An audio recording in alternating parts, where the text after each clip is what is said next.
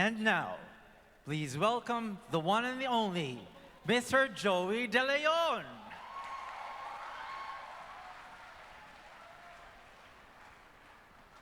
Thank you. Magandang gabi po and good evening. Buti hindi yung see-through. Makikita yung tiyan natin. Ito, tumataba. Magandang gabi po, Father Edwin at sa lahat ng mga nandito. Ngayon lang kayo makakakita ng concert na may storytelling. Well, ito po'y hindi ko masabing miracle pero tatawagin natin gift. Ito po'y divine gift, kung ano man, o divine experience. Siyempre pa about San Jose, okay? Papadidehin pa tayong bata. Okay. Gusto ko lang i-share sa inyo dahil ni-request ni Brother Adrian. This happened when I turned 40. Nung nag-40 po ako, sasabihin ko ba yung year? 38 years ago. Sige, mag-compute na kayo. Okay. Nag-40 ako 38 years ago. Okay lang yung edad, tandaan nyo. Okay lang yung EDAD kesa DEAD. Okay? Yun ang age ko talaga ngayon. When I turned 40, sabi ko sa wife ko, si Eileen, ano kaya ang gawin ko? Magsisimba ako sa 40 churches or chapels. From 12 midnight, pagtungtong ng October 14, the year was 1986. Sabi ko, wala, yun lang ang gusto kong gawin. Hindi ko malaman kung bakit. Basta, sige, 40 churches, alas 12 ng gabi, October 14 hanggang umaga, kukumpletohan ko yung 40. Yun ang birthday gift ko sa sarili ko. So, I started at 12 midnight, somewhere in Quezon City, yung mga churches dito. Around 2 a.m., natapat ako sa Mount Carmel. Sa Mount Carmel. 2 a.m., sarado ang simbahan. So, ang ginagawa ko, bababa ako sa van yung dala namin kami mag-asawa. Bababa ako, tatayo ako sa harapan ng church, magdadasal ako mga 1 minute o 30 seconds o 2 minutes. Pagdating ko sa Mount Carmel, nagdadasal akong ganon. Napansin ko, may pulubi. At 2 in the morning, may pulubi. Ang natatandaan ko lang, ano yung ilaw kasi, sa buwan o sa mga poste, medyo indirect, medyo pag ganon. Hindi buo yung ilaw. Pero tao, nakita ko natutulog. Okay, dadasal ako. Ang naaalala ko, parang naka-short pants siya. Tapos simple lang na white, na parang kamisitsino. Tapos medyo wavy yung buhok niya.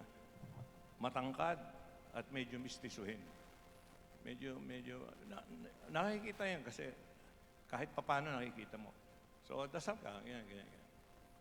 Nung natapos na, dahil birthday ko, siyempre mabait ka. Bumunot ako ng 50 pesos. Alam ko 50 pesos yun eh. Binibigay ko dun sa beggar, yung natutulog. Ayaw niya tanggapin. Medyo bukas yung mata niya eh, pero ayaw niya tanggapin. Sabi ko, 50 pesos. Hindi ko naman sinasabing 50 pesos, pero binibigay ko gano'n. Ayaw talaga.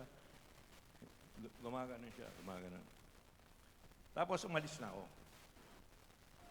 Kung sa inyo nangyari yun, bakit kayo babalik? Kasi bumalik ako eh. Parang may sa akin eh, nagmanipula na bumalik ako. Well, kung kayo yan, siguro para ipilit yung 50 pesos o wala, yun lang ang naiisip ko eh, no? Ang nangyari, nagtanong ako. Kung sa inyo nangyari, ano yung question nyo? Ano yung magiging question nyo? Kung bakit ang naisip ko, pumasok sa isip ko, ano pangalan mo? Hindi ko alam eh. Hindi, basta may nag-push na lang sa akin. Parang nung oras na yun, wala, ewan ko, basta nangyari. Ano ang pangalan mo?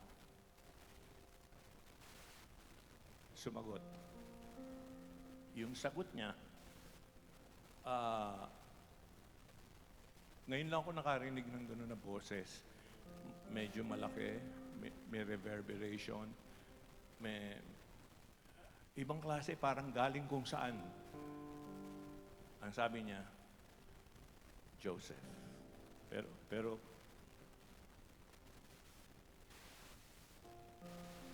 dahan-dahan eh. Dahan-dahan niya inano eh. Sinabi eh. Nung tinanong ko, ano pangalan mo? Sabi niya, Joseph. Yung gano'n eh, mahinahon eh. Hindi pa nag-sink in sa akin yan. Wala man ang nangyari sa akin. Natapos ko yung 40 churches, mga 6 na 7 in the morning. Pag uwi ko ng bahay, doon lang bumalik sa ano ko yun. Bigla akong humagulhol. Nag-iiyak ako sa bahay namin. Etong matindi. The next morning, bumalik ako doon. Hindi pa ako nakakapasok doon sa Mount Carmel eh. 38 years ago ito nangyari. Hinahanap ko yung matanda. Nakahigang ganoon. Hinahanap ko. Sabi ko, baka nagkataon lang. Kung ano na pasok sa isip ko, siyempre, wow, nito. Medyo pabukas na yung church. Maagang maaga to. Hindi ko maano yung time, pero very early in the morning. First time kong papasok sa Mount Carmel. Pagpasok kong gano'n, doon sa likod ng door, kung saan nakahiga yung si Joseph. Pagpasok ko, ganyang kataas yung St. Joseph. Oh. Mga 7 feet siguro yun. Nakita ko. Wala, ayan, nag-iiyak na naman ako. Tapos several years after, nalipat kami ng GMA 7 doon sa Broadway Centrum, katabi mismo nung Mount Carmel. Lagi na ako nagsisimba ron, lagi kong, nandun pa yung St. Joseph sigurado, naka-green ata something. So, gusto ko lang ikwento sa inyo yan dahil siguro yung iba rito nakaranas ng gano'n. I don't want to call it a miracle. I want to call it a gift. Mula noon, kahit saan, hinahanap ko na si St. Joseph. Hanggang kahit anong lugar yan, basta may St. Joseph. Hanggang sa Ireland, nakarating kami ng wife ko doon sa Knock. Dahil doon lang yung may, pasensya ko sa uhog ko. Doon lang kasi yung Marian apparition na kasama niya si St. Joseph. So, anything na may St. Joseph, yung bahay nga ni Mama Mary sa Turkey, natawa yung pari sa akin. Sabi ko, ano yan, sinadya yung pangalan niya, Ephesus. Yun yung lugar eh. Yung Jesus, yung F, Joseph yun, sabi ko. Naging, defender ni St. Joseph. Kahit saan, hinahanap ko yan. Hanggang ngayon, kasi ang alam lang natin kay St. Joseph, yung sa Loreto, yung mga madre na naggawa ng stairs, di ba? Yun lang eh. Karaniwan kay Mama Mary, Our Lady of Fatima, Our Lady of Lourdes, ang dami. Matakot kayo pag si Jesus, baka yayain na kayo. Yun ang problema nyo. Kaya bihira yung Jesus eh. Pero yung Joseph, siguro, one of the few na yung naranasan ko. Siya yun. Iniisip ko na. He was a Joseph. And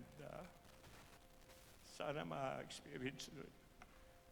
Sige, thank you very much. Marami pang kakanta eh. Nandiyan pa si San Jose Marichan. No. Okay. Maraming salamat po. Pasensya na kayo. Iyakin ako talaga eh. Pag naaalala ko yun eh. Thank you very much. I love you all. St. Joseph. Itiad. Joseph. Go to Joseph. Father Arvin. Edwin. Dito lang po kayo. May kinukuha lang po si Direk A doon. Nagkwento po si Sir Joey. Nung pong kinoconceptualize itong concert na ito, kasi sabi po niya, ngayon lang daw makakarinig tayo makakakita ng concert na may storytelling. No? nung pong kinasatulize po itong concert na ito, about the promotion of St. Joseph, tinanong po nila ko kung sino daw ang gusto kong guest na mag-share. Sabi ko, follower po ako ni Joey De Leon sa Instagram. At doon ko po nakikita yung mga posting niya about St. Joseph.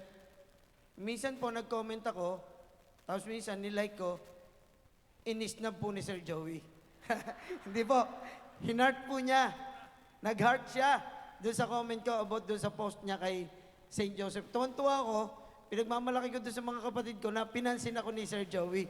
Kaya nung pong nagpunta ako rito, sabi ko hindi pwede na hindi magsishare si Sir Joey ng kanyang story about St. Joseph. Kaya maraming salamat po. Alam po ninyo, bilang pasasalamat, Sir Joey, alam ko po, may nagsabi sa akin, anniversary niyo po ni Ate Aileen bukas. Kung hindi po ako nagkakamali, no? Opo, kaya March 19, fiesta po ni St. Joseph, no? Palakpakan po natin si Sir Joey at si Sir Aileen, si Tita Aileen. Siyempre, kaya ko po kayo pinapaghintay kasi may gift po kami sa inyo eh. Nakita ko po kasi dun sa posting sa Instagram, may nagregalo po sa kanya ng statue ni St. Joseph. Nakita ko po, ipinost niya, binigyan po kayo ng regalo ni Julius Babaw at saka ni Christine Bersola. Halos every Sunday, dito po sila nagsisimba. Opo, kaya meron din po kaming gift sa inyo para magkaroon kayo ng collection ng statue ni St. Joseph. Ito pong St. Joseph namin is the pilgrim image of St. Joseph nung pong year of St. Joseph sa Archdiocese of Lipa. This image is a replica of the St. Joseph in San Jose, Batangas, 1700 po, nung dumating dito sa Pilipinas. Ayan, ito po yung gift namin. At Ate Aileen, pwede po bang makikare ito dahil ito po para po sa inyong anniversary. Ayan, ayan. Salamat po. Happy anniversary po. Palakpakan po natin, Sir Joey. Salamat po. At ito po para sa promotion ng devotion ni St. Joseph. Salamat po, Ate Aileen. Salamat po.